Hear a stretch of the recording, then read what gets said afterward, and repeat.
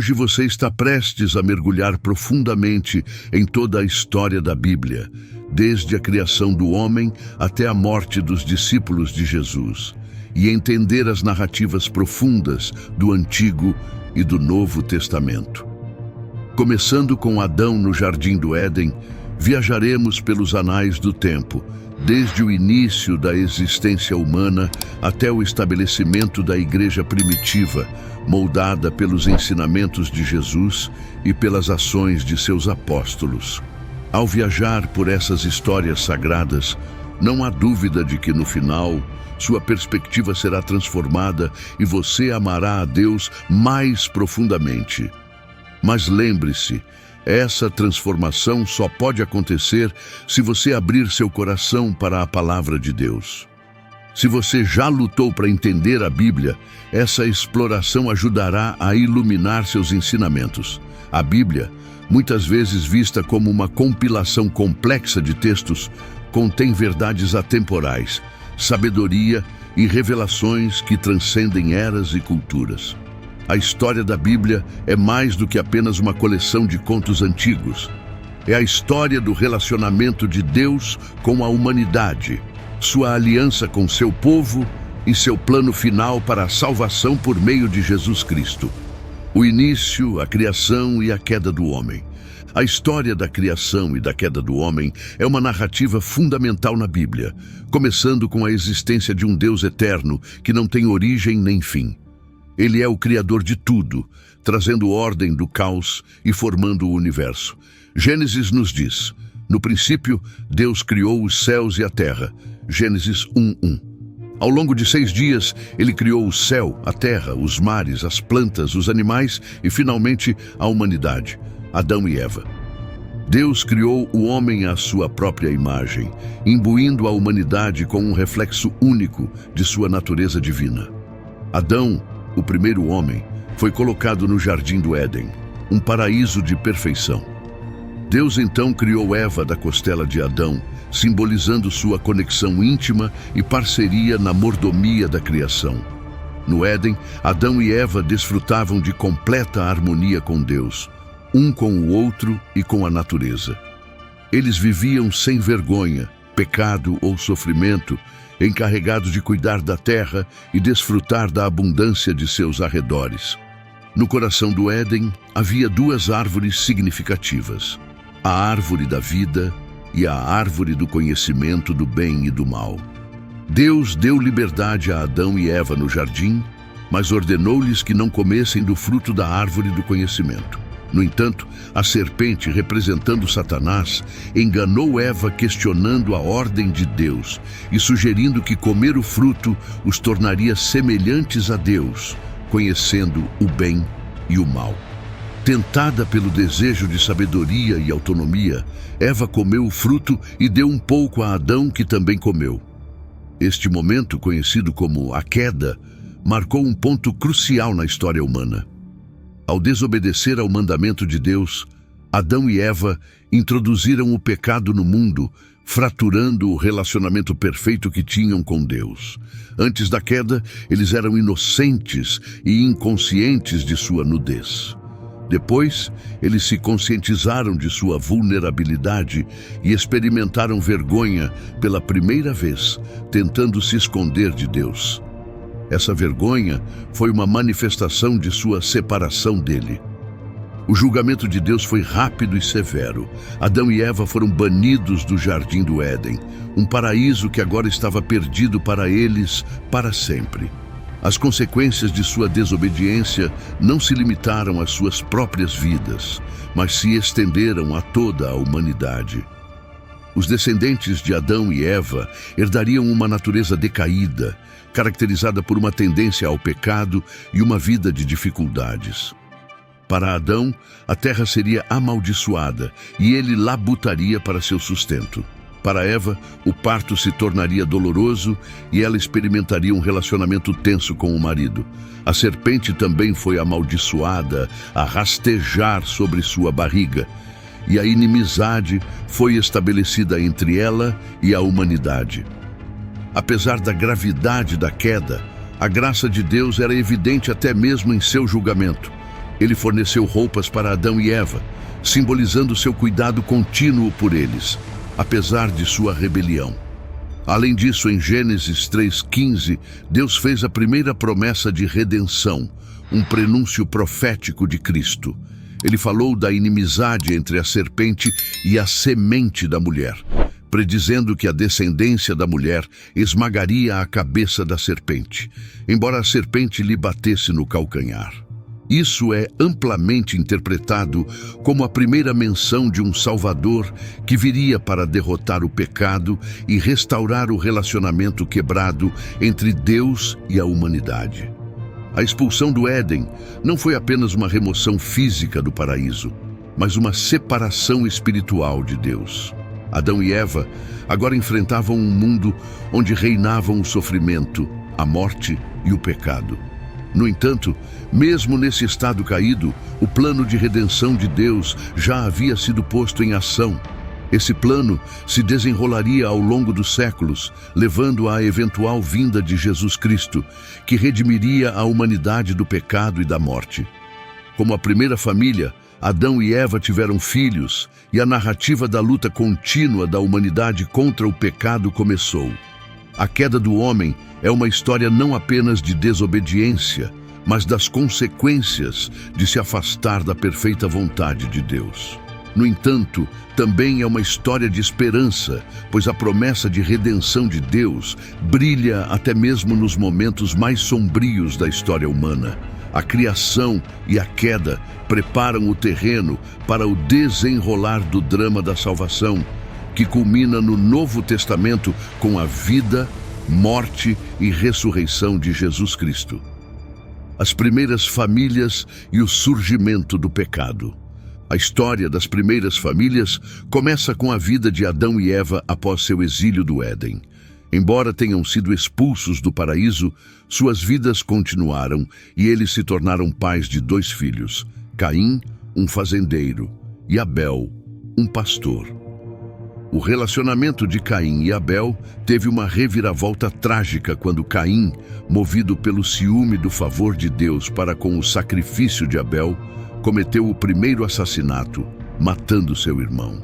Esse ato violento marcou o aprofundamento do pecado na raça humana, demonstrando o quão longe a humanidade havia caído de sua inocência original no Éden. O assassinato de Abel por Caim introduziu tanto a morte física quanto a decadência moral na experiência humana. Como consequência de suas ações, Caim foi amaldiçoado e forçado a vagar pela terra, separado da presença de Deus. No entanto, mesmo em meio a isso, Deus mostrou misericórdia ao colocar uma marca em Caim para protegê-lo de ser morto por outros.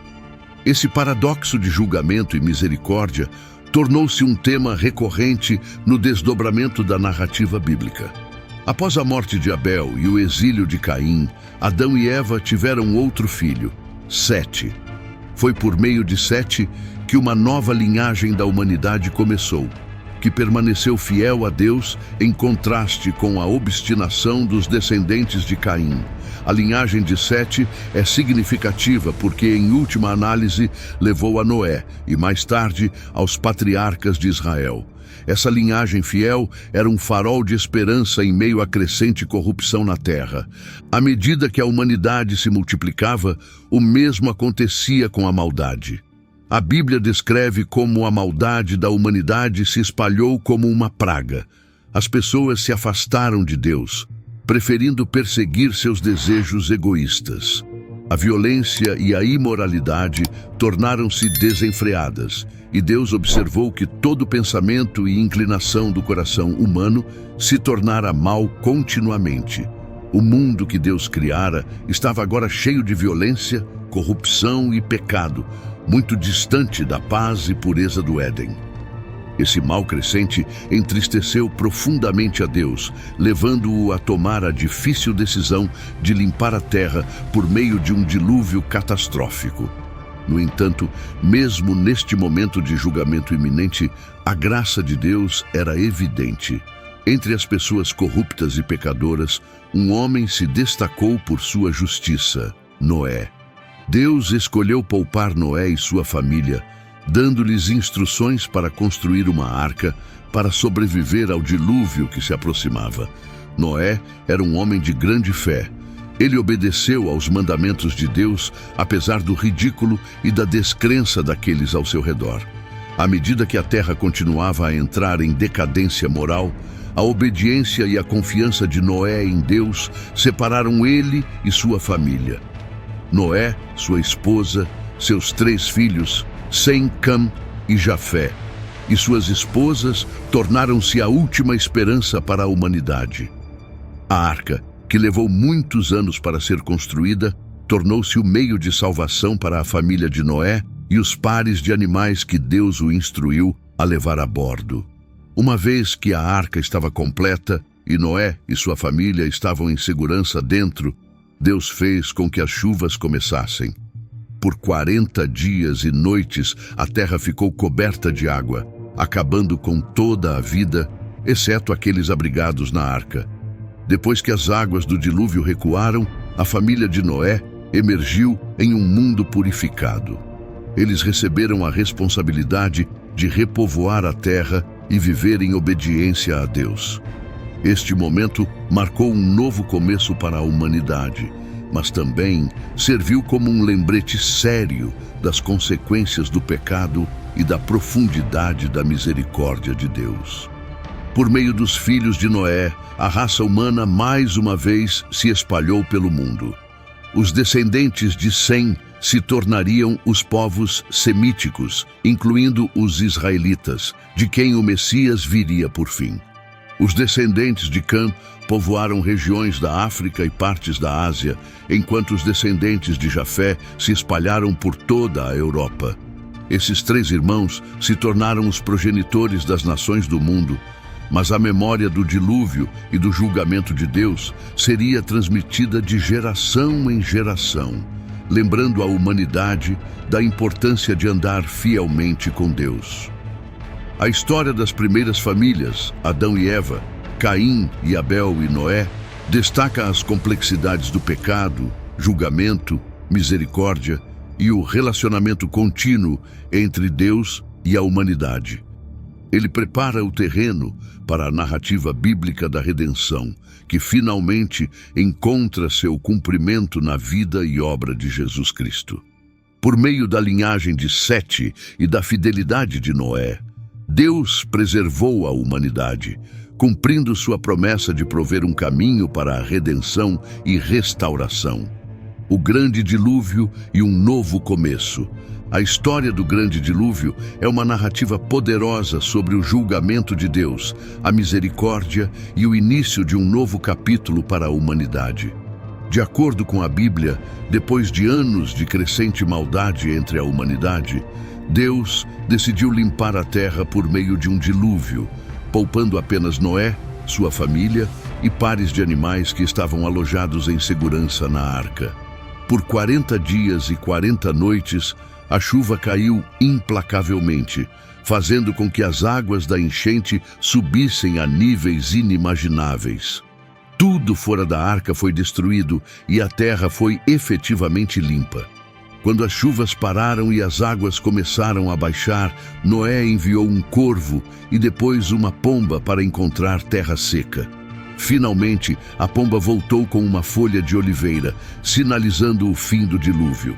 Quando Noé, sua família e os animais finalmente desembarcaram da arca, eles entraram em um mundo completamente transformado, livre da corrupção que o atormentava anteriormente.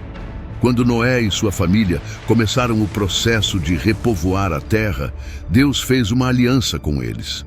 Ele prometeu que nunca mais destruiria a terra com um dilúvio, selando essa promessa com o sinal de um arco-íris.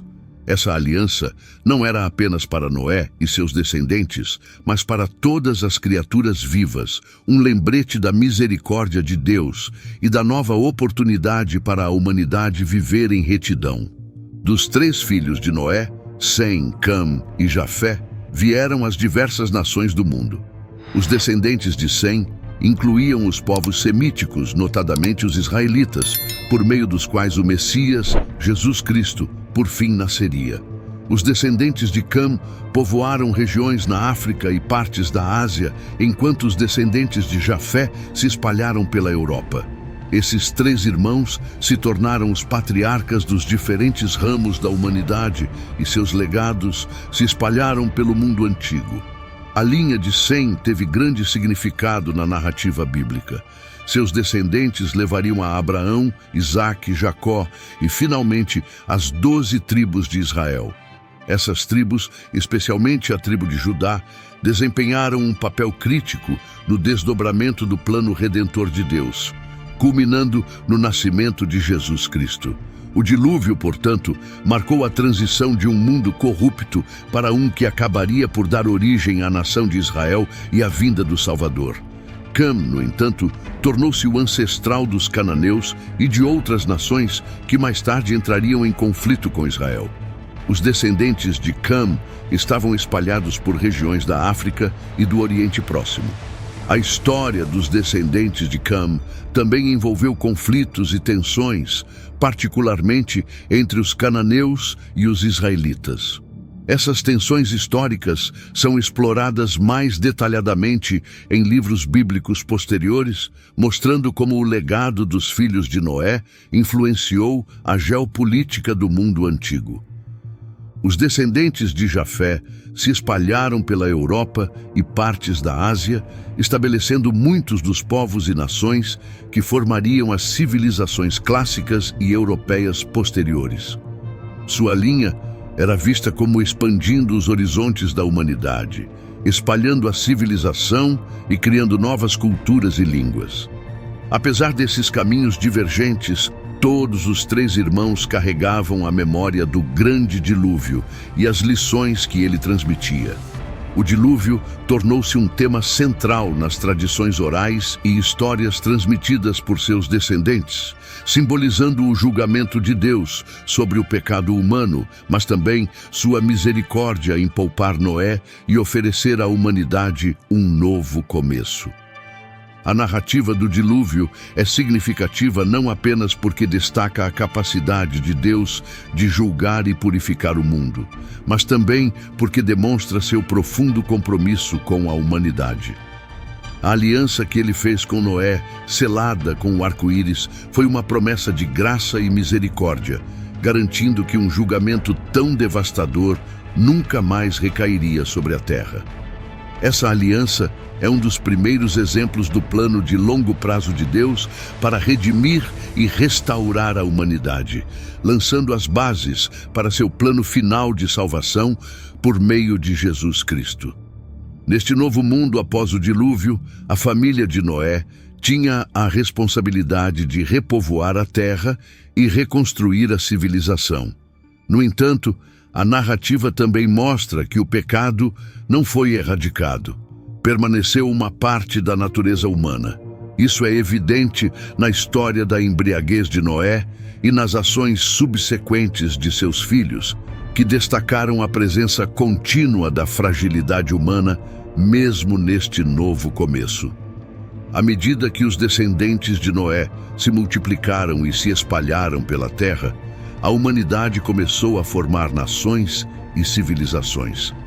No entanto, o incidente da Torre de Babel, que se seguiu não muito tempo depois, demonstrou que o orgulho e a rebelião da humanidade ainda estavam profundamente arraigados.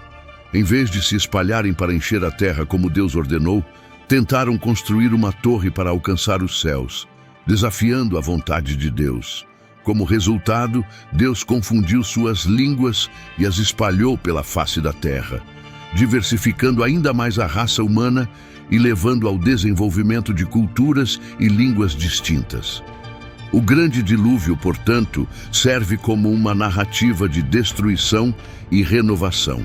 Ele ressalta os temas do julgamento divino, misericórdia e a necessidade de obediência aos mandamentos de Deus. Por meio de Noé, a humanidade recebeu uma segunda chance e de sua linhagem, a história da redenção continuou, culminando na chegada de Jesus Cristo, que ofereceria salvação não por meio de uma arca física, mas por meio de sua morte e ressurreição sacrificial.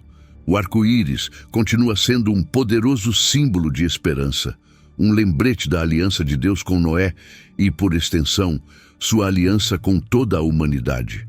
Mesmo diante do julgamento, a misericórdia de Deus brilha, oferecendo-nos a chance de começar de novo, assim como ele fez com Noé e sua família. Abraão, o pai das nações. A história de Abraão é fundamental no plano de redenção de Deus. Nascido como Abrão em Ur, Mesopotâmia, em meio a uma cultura de idolatria, Deus o escolheu para estabelecer uma nova linhagem. Aos 75 anos, Abrão foi chamado a deixar sua terra natal e viajar para uma terra prometida por Deus, confiando que ele se tornaria o pai das nações. Apesar de sua idade avançada, Deus lhe garantiu que ele e sua esposa Sara teriam um filho. No entanto, depois de anos de espera, Sara duvidou da promessa de Deus e ofereceu sua serva, Agar, a Abrão. Por meio de Agar, Abrão teve um filho, Ismael, que se tornou o pai de muitas nações árabes. Apesar disso, o plano de Deus para Abrão continuou. Quando Abrão completou 99 anos, Deus apareceu a ele novamente, reafirmando sua aliança. Ele instruiu Abrão a olhar para as estrelas e declarou que seus descendentes seriam tão numerosos quanto as estrelas no céu. Deus também revelou que os descendentes de Abrão suportariam 430 anos de escravidão, mas seriam libertados e retornariam à terra prometida. Para formalizar essa promessa divina, Deus renomeou Abrão para Abraão, que significa pai de uma multidão. A aliança de Deus com Abraão se estendeu além das promessas pessoais. Foi um momento crucial na história bíblica que definiu o curso para a formação de Israel. A fé e a obediência de Abraão fizeram dele um modelo de justiça e, por meio dele, Deus estabeleceu um povo separado para seu propósito. Seus descendentes incluiriam a nação de Israel, por meio da qual o Messias viria por fim. Esse convênio também enfatizou o plano mais amplo de Deus de abençoar todas as nações por meio de Abraão, uma promessa cumprida na vinda de Jesus Cristo, um descendente de Abraão.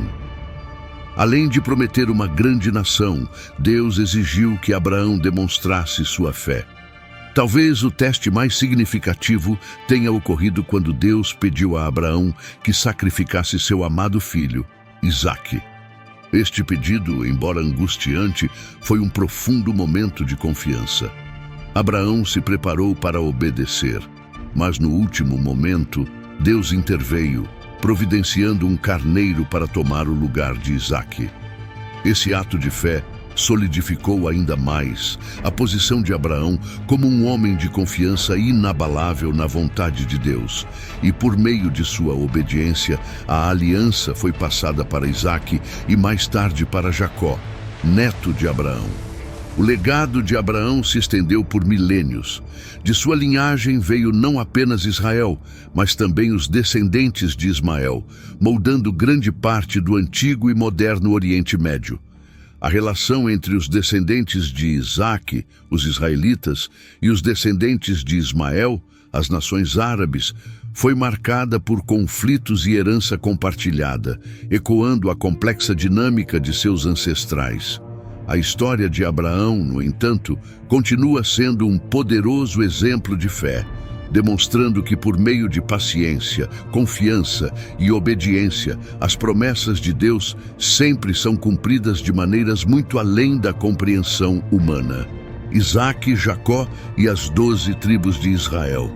A história de Isaque começa com o cumprimento da promessa de Deus a Abraão e Sara. Aos 100 anos, Abraão testemunhou o nascimento de Isaque, seu filho prometido. Isaque cresceu e se casou com Rebeca, e depois de 20 anos, eles tiveram filhos gêmeos, Esaú e Jacó. Esaú, o mais velho, tornou-se o pai dos edomitas, mas Jacó estava destinado a um legado espiritual maior. Depois de um encontro com um anjo, Jacó foi renomeado para Israel, simbolizando sua nova aliança com Deus. A vida de Jacó foi repleta de momentos de intervenção divina e transformação pessoal, que moldaram o futuro da nação de Israel. Os 12 filhos de Jacó tornaram-se os patriarcas das 12 tribos de Israel. Entre eles, José, o filho favorito de Jacó, enfrentou provações extremas. Seus irmãos ciumentos o venderam como escravo no Egito, mas a fé e a integridade de José o levaram a subir na hierarquia, tornando-se um oficial importante sob o faraó. A capacidade de José de interpretar sonhos permitiu-lhe prever uma fome vindoura, e ele guiou o Egito através dessa crise com sabedoria. Quando a fome se espalhou para Canaã, os irmãos distantes de José vieram ao Egito em busca de comida, sem saber que o irmão que haviam vendido estava agora em uma posição de poder. Em um momento comovente de reconciliação, José revelou sua identidade a seus irmãos e os perdoou, reconhecendo a mão de Deus em sua jornada. Ele declarou que o que eles tinham pretendido para o mal, Deus tinha usado para o bem. O perdão de José e a ascensão providencial ao poder não apenas salvaram sua família, mas também prepararam o terreno para o futuro dos israelitas. Jacó, junto com toda a sua família, mudou-se para o Egito durante a fome, e foi lá que a nação de Israel realmente começou a se multiplicar. O que começou como uma família de 70 pessoas, rapidamente se transformou em uma vasta população que acabaria se tornando a nação de Israel. Cada um dos filhos de Jacó tinha papéis distintos dentro das tribos de Israel. Judá, de cuja linhagem o rei Davi e finalmente Jesus viriam, foi encarregado da liderança. Os descendentes de Levi tornaram-se a tribo sacerdotal, enquanto os filhos de José, Efraim e Manassés, foram adotados por Jacó e tornaram-se chefes de 2 tribos, recebendo uma porção dobrada da herança. As vidas de Isaque, Jacó e seus filhos estabeleceram as bases para o povo escolhido de Deus, os israelitas, que desempenhariam um papel central no desenrolar da história da redenção que se estende pelo Antigo e Novo Testamento. O Êxodo e a Lei de Moisés. A história do Êxodo e da Lei de Moisés é um dos eventos mais importantes da história bíblica, ilustrando o poder, a misericórdia e a aliança de Deus com seu povo. Após 400 anos de escravidão, os israelitas gemeram sob o peso de seu sofrimento no Egito. Deus ouviu seus clamores e escolheu Moisés como seu libertador. Moisés, embora inicialmente relutante, se tornaria o líder que tirou os israelitas do cativeiro em um dos eventos mais milagrosos registrados na Bíblia. As 10 pragas desencadeadas sobre o Egito, culminando na morte devastadora dos primogênitos, foram poderosas demonstrações da soberania de Deus sobre os deuses do Egito e do coração teimoso de Faraó. A praga final, a morte dos primogênitos, levou à instituição da Páscoa, um símbolo duradouro da libertação de Deus, ao poupar os israelitas que haviam marcado as ombreiras de suas portas com o sangue de um cordeiro. Os israelitas, finalmente libertados, foram levados para fora do Egito e cruzaram o Mar Vermelho em terra seca, enquanto o exército egípcio perseguidor foi engolido pelas águas enquanto tentavam segui-lo. Essa libertação milagrosa, conhecida como Êxodo, é um dos momentos decisivos da intervenção de Deus na história humana. Após sua fuga dramática, os israelitas viajaram para o Monte Sinai, onde Deus fez uma aliança com seu povo. Aqui, ele deu a Moisés os 10 mandamentos, juntamente com um conjunto detalhado de leis que governariam todos os aspectos de suas vidas comunitárias, espirituais e pessoais. Essas leis tinham o objetivo de separar os israelitas como uma nação santa, distinta em sua devoção ao único Deus verdadeiro. A aliança no Sinai não apenas deu aos israelitas uma estrutura legal, mas também simbolizou o desejo de Deus por um relacionamento único com seu povo escolhido. No entanto, apesar de testemunhar a grandeza dos milagres de Deus e sua presença contínua com eles, na forma de uma coluna de nuvem durante o dia e fogo à noite, os israelitas duvidaram e desobedeceram repetidamente. Sua jornada para a Terra Prometida, que deveria ter sido breve, se estendeu por uma peregrinação de 40 anos no deserto devido à sua rebelião e falta de fé. Sua falha em confiar em Deus resultou na morte de toda a geração que havia sido libertada do Egito, exceto Josué e Calebe, no deserto. A lei de Moisés, abrangendo não apenas os 10 mandamentos, mas uma vasta gama de regulamentos relativos à adoração, justiça social e conduta pessoal, foi projetada para cultivar um relacionamento de obediência e fé. A lei também apontava para a necessidade do povo de um redentor, prenunciando a libertação final por meio do Messias, que cumpriria a lei em sua totalidade. Assim, a narrativa do Êxodo e a entrega da lei de Moisés destacam temas de libertação, aliança e jornada de fé, uma jornada muitas vezes marcada pelo fracasso, mas sempre ressaltada pelo compromisso infalível de Deus com suas promessas. A conquista de Canaã e o período dos juízes. Após a morte de Moisés, Josué assumiu a liderança e liderou os israelitas para a Terra Prometida. Eles conquistaram com sucesso muitas cidades importantes, como Jericó e Ai. Mas os israelitas não erradicaram totalmente os cananeus, como Deus ordenou. Esse fracasso em expulsar todas as nações pagãs resultou em conflitos persistentes, idolatria e mistura com a cultura cananeia, levando a lutas contínuas contra o pecado e a tentação.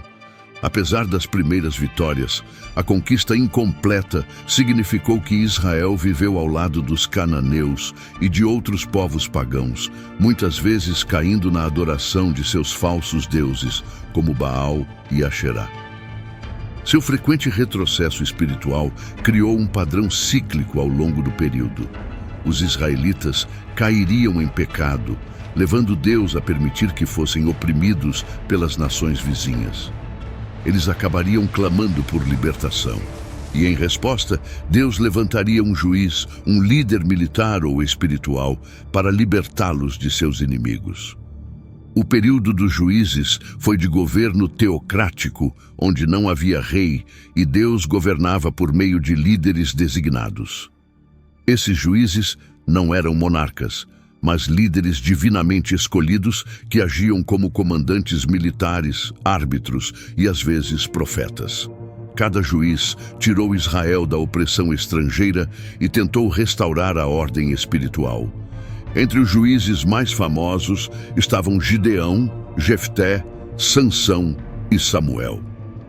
Gideão era um líder relutante que, com um pequeno exército de 300 homens, derrotou o vasto exército midianita por meio da orientação de Deus.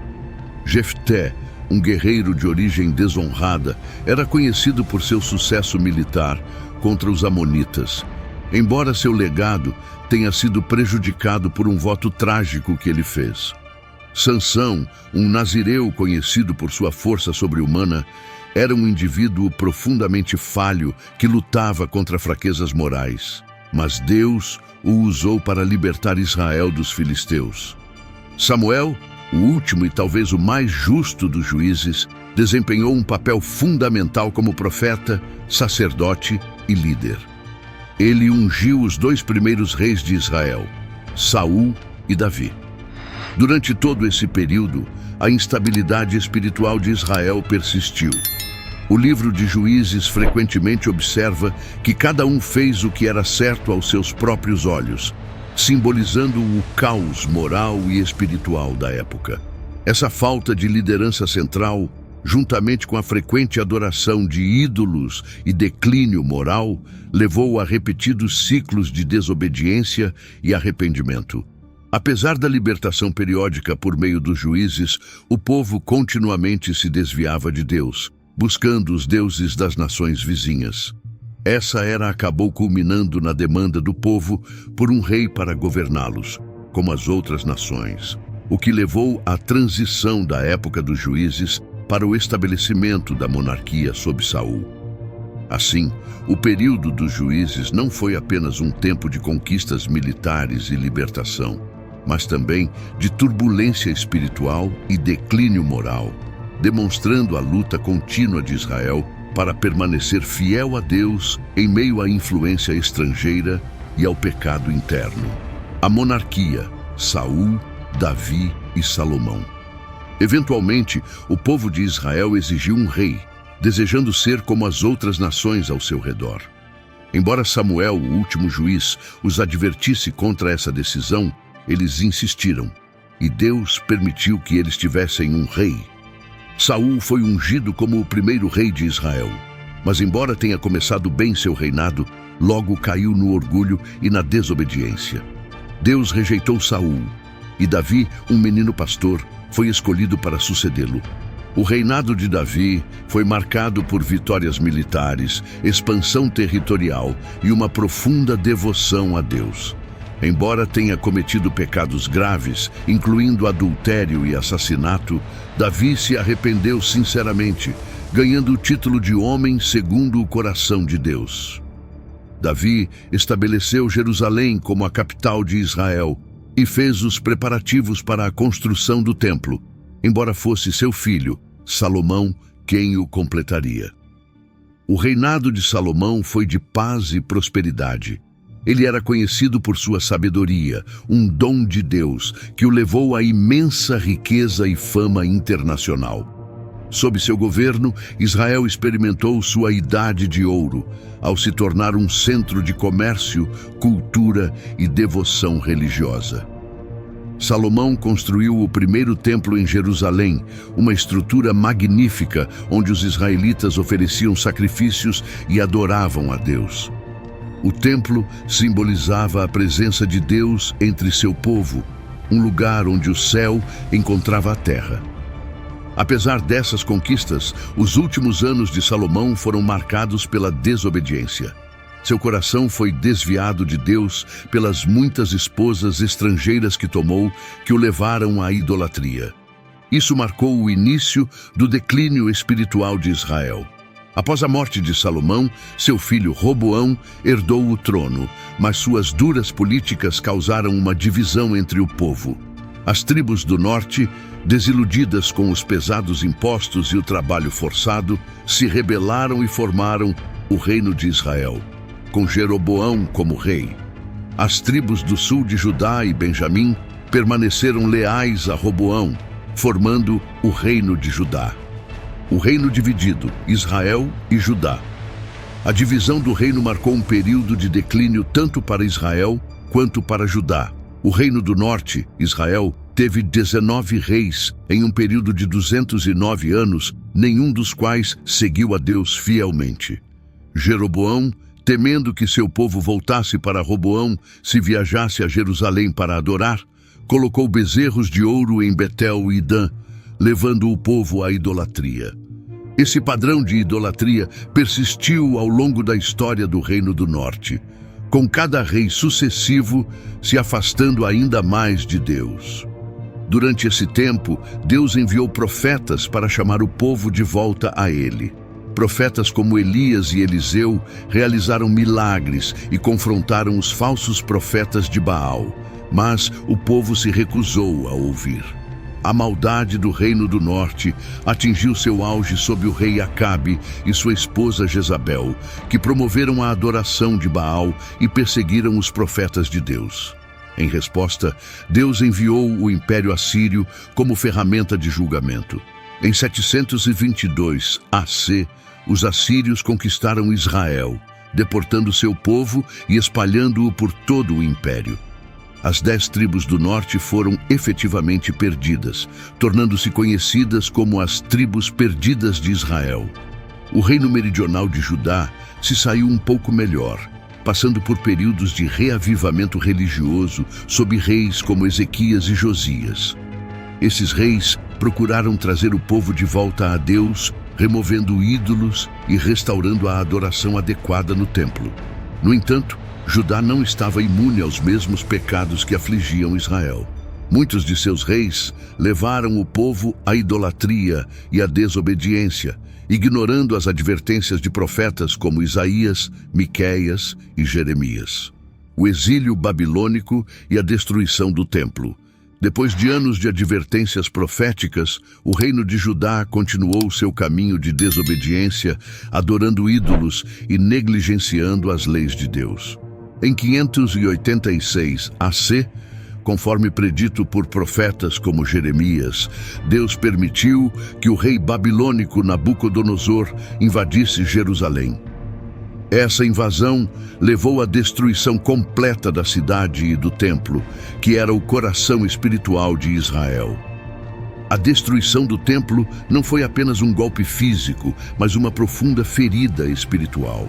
Para o povo judeu, o templo simbolizava a presença de Deus entre eles. Sua ruína os deixou questionando se Deus os havia abandonado completamente. A destruição foi devastadora. Reduziu a escombros a cidade de Jerusalém, outrora vibrante e santa.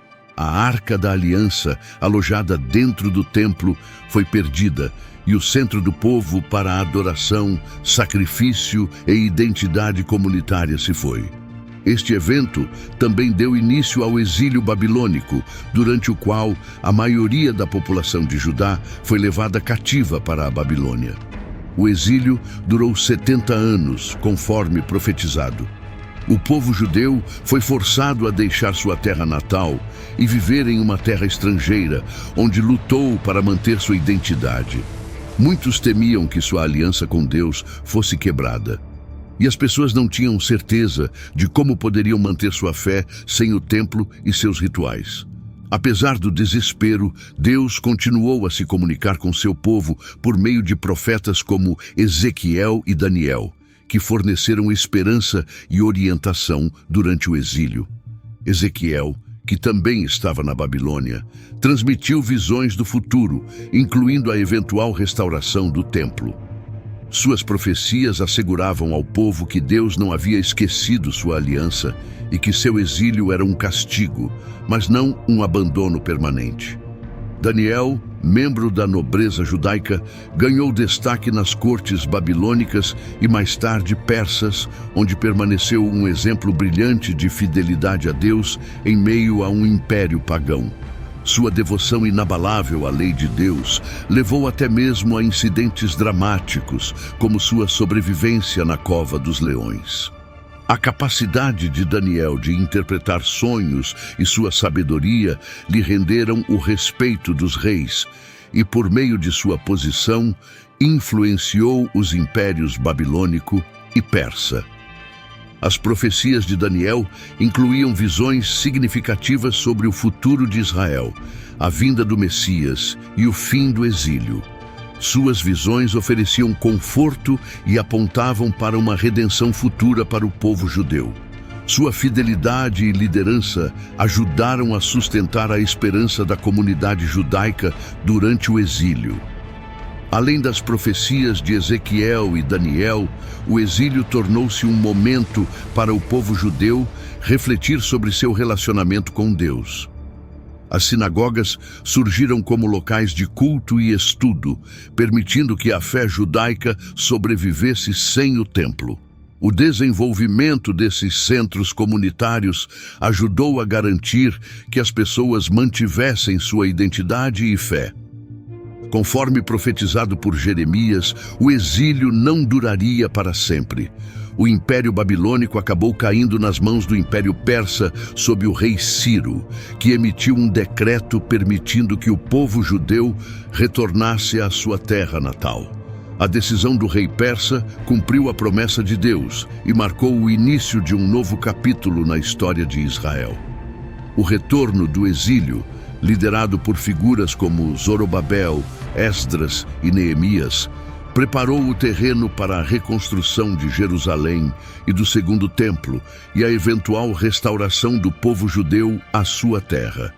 Assim, embora o exílio babilônico tenha sido um período de grande tristeza e perda, também se tornou um momento de profundo crescimento espiritual e reflexão.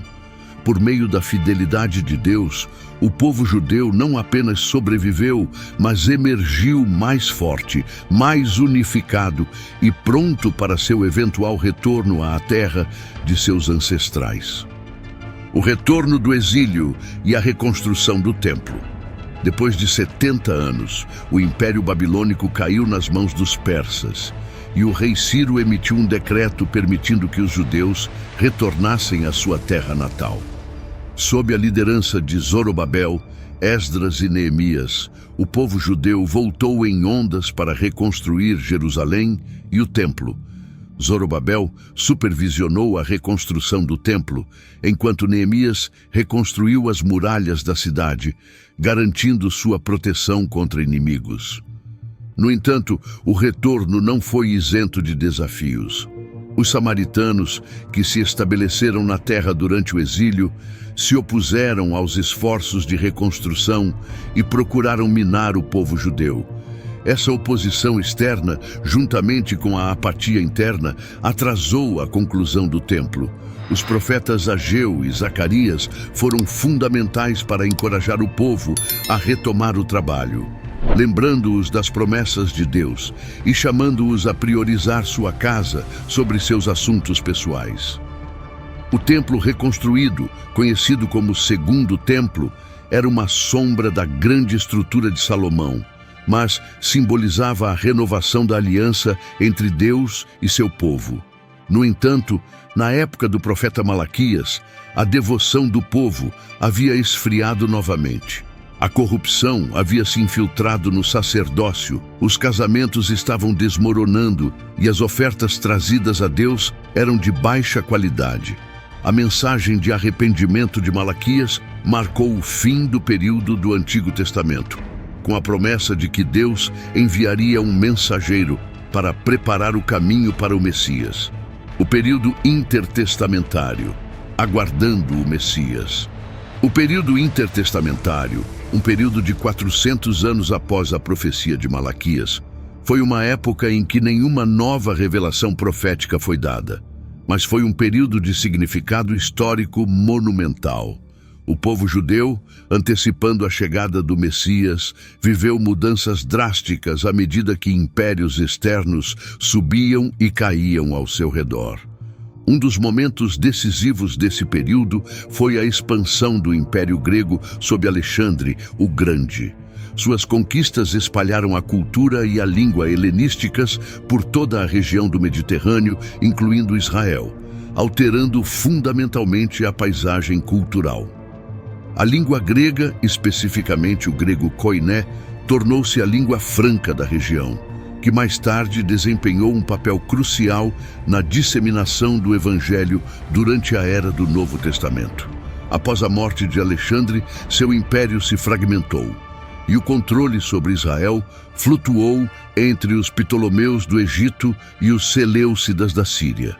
Sob o domínio seleucida, particularmente durante o reinado de Antíoco IV Epifânio, os judeus enfrentaram severa opressão. Antíoco procurou helenizar o povo judeu, forçando-os aos costumes e práticas gregas. O ato mais flagrante foi a profanação do templo em Jerusalém, onde Antíoco sacrificou um porco no altar, profanando o espaço sagrado. Este ato, visto como uma abominação pelos judeus, desencadeou a revolta dos Macabeus. Liderada por Judas Macabeu e seus irmãos, a revolta conseguiu recuperar Jerusalém e limpar o templo em 164 AC. Esta vitória é comemorada pelo festival de Hanukkah, celebrando a rededicação do templo e a provisão milagrosa de óleo que queimou por 8 dias. Apesar do sucesso dos Macabeus e do estabelecimento da dinastia dos Asmoneus, a independência judaica durou pouco. Conflitos internos e divisões dentro da classe dominante enfraqueceram a nação. Em 63 AC, o general romano Pompeu entrou em Jerusalém, marcando o início do domínio romano sobre Israel.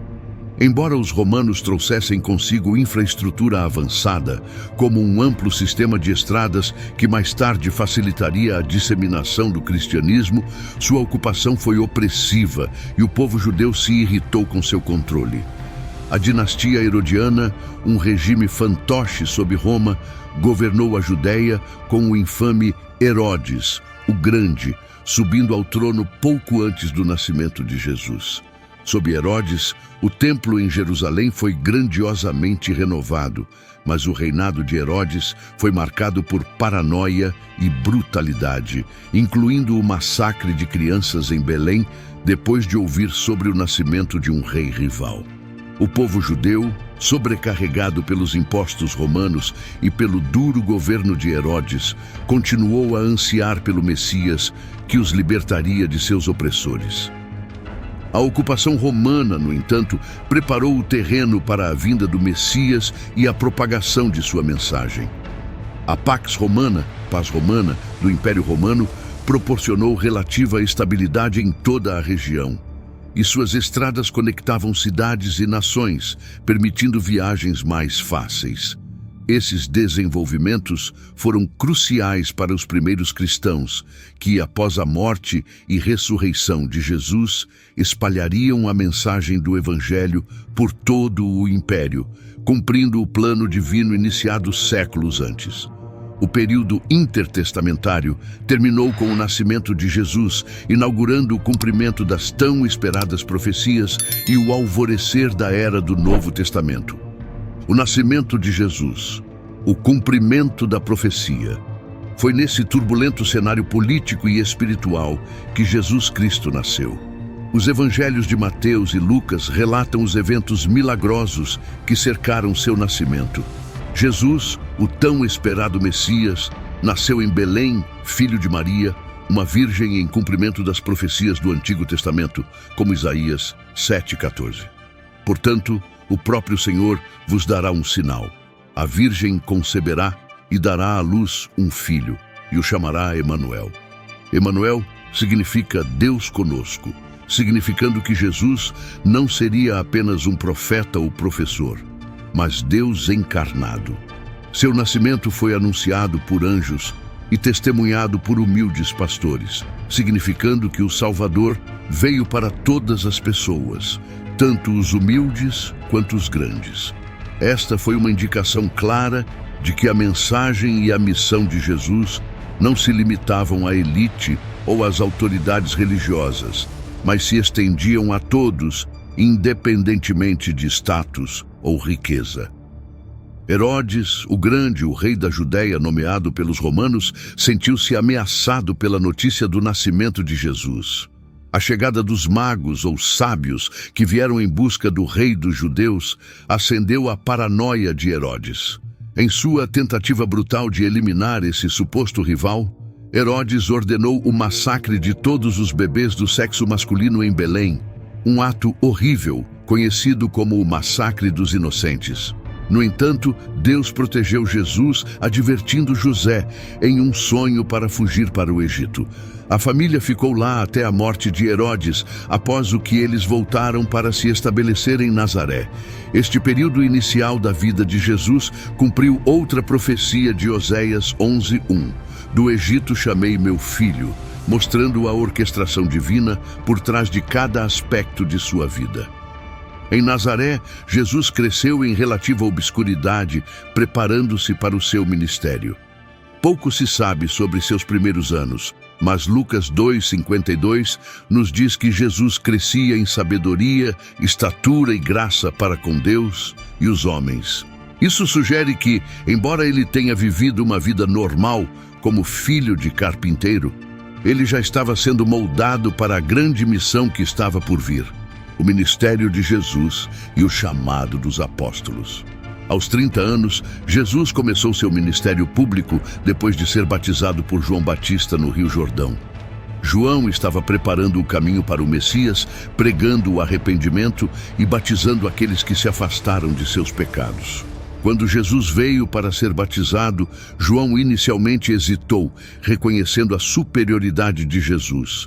Mas Jesus insistiu, dizendo: "Que seja assim agora. É apropriado que façamos isso para cumprir toda a justiça." Mateus 3,15.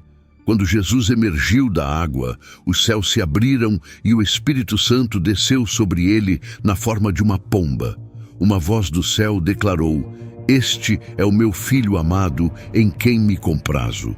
Mateus 3,17, afirmando a identidade e a missão divinas de Jesus. Após seu batismo, Jesus foi conduzido pelo Espírito Santo ao deserto, onde jejuou por 40 dias e noites. Durante esse tempo, ele foi tentado pelo diabo. Este período de teste ecoou os 40 anos dos israelitas no deserto, mas onde eles falharam, Jesus prevaleceu. Usando as Escrituras como sua arma, Jesus resistiu às tentações do diabo, demonstrando sua obediência inabalável à vontade de Deus. Essa vitória sobre a tentação preparou o terreno para seu ministério público, durante o qual ele enfrentaria não apenas o pecado humano, mas também as forças espirituais das trevas. Nos 3 anos seguintes, Jesus viajou pela Galiléia, Samaria e Judéia, pregando as boas novas do reino de Deus.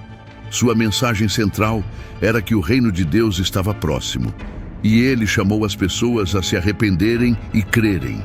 Seus ensinamentos eram radicais e transformadores, muitas vezes desafiando as normas religiosas estabelecidas da época. Jesus enfatizou o amor, a misericórdia e a justiça, ensinando que a verdadeira justiça não era sobre a adesão externa à lei, mas sobre a condição do coração de alguém. Um dos aspectos definidores do ministério de Jesus foi o chamado dos 12 apóstolos. Esses homens, de diversas origens, foram chamados a segui-lo, deixando para trás seus meios de subsistência e suas famílias. Eles não foram escolhidos por sua experiência religiosa ou status social, mas por sua disposição de aprender e servir. Jesus passou grande parte de seu tempo treinando esses apóstolos, preparando-os para continuar sua obra após sua partida. Ele os ensinou não apenas por meio de suas palavras, mas também por meio de suas ações, demonstrando o poder do reino de Deus por meio de milagres, curas e atos de compaixão. Os milagres de Jesus foram um testemunho de sua autoridade divina e da presença do reino de Deus na terra. Ele curou os enfermos, deu visão aos cegos, expulsou demônios e até ressuscitou os mortos. Esses milagres não eram apenas atos de compaixão, mas também sinais de que a era messiânica havia chegado, cumprindo profecias como Isaías 35:5-6, que falava de cegos vendo, coxos andando e mudos cantando de alegria. Além de seus milagres, Jesus frequentemente ensinava por parábolas, histórias curtas e ilustrativas que transmitiam verdades espirituais mais profundas.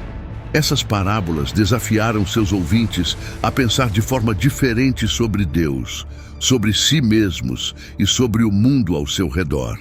Algumas das mais famosas incluem a parábola do bom samaritano, que ensina a importância de amar o próximo, e a parábola do filho pródigo, que ilustra a graça e o perdão ilimitados de Deus. Os ensinamentos de Jesus foram revolucionários de muitas maneiras. Ele desafiou os líderes religiosos, particularmente os fariseus e saduceus, por seu legalismo e hipocrisia. Ele os repreendeu por priorizar as aparências externas de piedade, enquanto negligenciavam os assuntos mais importantes da lei, como justiça, misericórdia e fidelidade. Jesus também expandiu a compreensão de quem era considerado parte do povo de Deus. Ele estendeu a mão para os marginalizados, pecadores, cobradores de impostos, leprosos e mulheres, demonstrando que o amor e a salvação de Deus estavam disponíveis para todos, não apenas para a elite religiosa. A morte e ressurreição de Jesus, o cumprimento do plano de Deus. Apesar da crescente oposição das autoridades religiosas, a missão final de Jesus não era derrubar os poderes políticos de seu tempo, mas oferecer a si mesmo como sacrifício pelos pecados do mundo.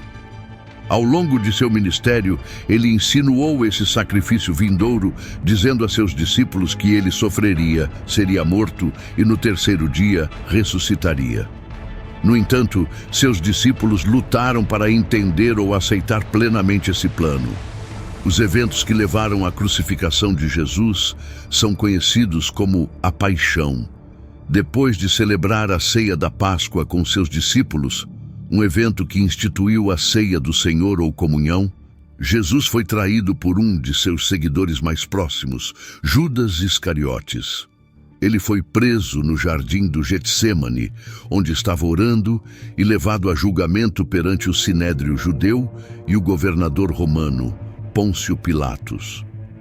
Embora Pilatos não tenha encontrado nenhuma falha nele, Jesus foi condenado à morte por crucificação, em grande parte devido às exigências da multidão incitadas pelos líderes religiosos. Jesus foi espancado, escarnecido e forçado a carregar sua cruz até o local de sua execução. No Gólgota, ele foi pregado na cruz, onde ficou pendurado por 6 horas, suportando a agonia física e o peso espiritual do pecado da humanidade. Suas palavras finais, "está consumado", significaram a conclusão de sua missão. A dívida do pecado havia sido paga integralmente. 3 dias após sua morte, Jesus ressuscitou da sepultura, vencendo o pecado e a morte. Sua ressurreição foi a prova definitiva de sua divindade e o cumprimento do plano redentor de Deus. Ele apareceu a seus discípulos e muitos outros, dando-lhes instruções finais antes de ascender ao céu. Antes de sua ascensão, Jesus comissionou seus discípulos, dizendo: "Ide e fazei discípulos de todas as nações, batizando-os em nome do Pai, e do Filho, e do Espírito Santo, e ensinando-os a obedecer a tudo o que vos tenho ordenado." Mateus 28, 19 e 20. Esta grande comissão marcou o início da missão da Igreja Cristã de espalhar o Evangelho até os confins da terra. A Bíblia não é apenas uma coleção de histórias ou ensinamentos morais, mas a narrativa do amor, da justiça e do plano de Deus para a salvação da humanidade. Desde o princípio, com Adão e Eva, a humanidade experimentou as consequências do pecado, mas Deus, em sua graça, prometeu a redenção. Ele executou esse plano por meio de seus convênios com Noé, Abraão, Isaque, Jacó e Moisés, fornecendo uma linhagem por meio da qual o Salvador Supremo Jesus Cristo viria. Por meio da vida, morte e ressurreição de Jesus, testemunhamos o cumprimento da promessa de Deus de restaurar o relacionamento quebrado entre Ele e sua criação. A obra que começou no Éden encontra sua resolução final em Cristo, que derrotou o pecado e a morte, oferecendo a vida eterna a todos os que nele creem. A história não termina com a ressurreição de Jesus. Sua grande comissão encarrega seus seguidores de levar a mensagem de salvação até os confins da terra. Os apóstolos, capacitados pelo Espírito Santo no Pentecostes, assumiram esse manto e a igreja começou a se espalhar pelo mundo. Apesar da oposição, perseguição e dos desafios que se seguiram, a mensagem do Evangelho continuou a prosperar e transformar vidas ao longo dos séculos. Esta jornada, de Gênesis a Apocalipse, ilustra a busca incansável de Deus pela humanidade, seu desejo de reconciliação e sua misericórdia duradoura. Isso nos lembra que fazemos parte dessa história contínua de redenção. A promessa de vida eterna está disponível para todos os que abrem o coração para Ele. Se você ainda não aceitou este convite, ainda há tempo para abraçar o amor e o propósito de Deus para a sua vida. Ele oferece esperança, restauração e a oportunidade de um futuro livre de tristeza e pecado. Assim como Deus buscou Adão e Eva, Noé, Abraão e inúmeros outros ao longo da história, Ele busca um relacionamento com você hoje. Que esta exploração da história da Bíblia o inspire a mergulhar mais fundo na palavra de Deus, a buscar sua verdade e a encontrar conforto em suas promessas.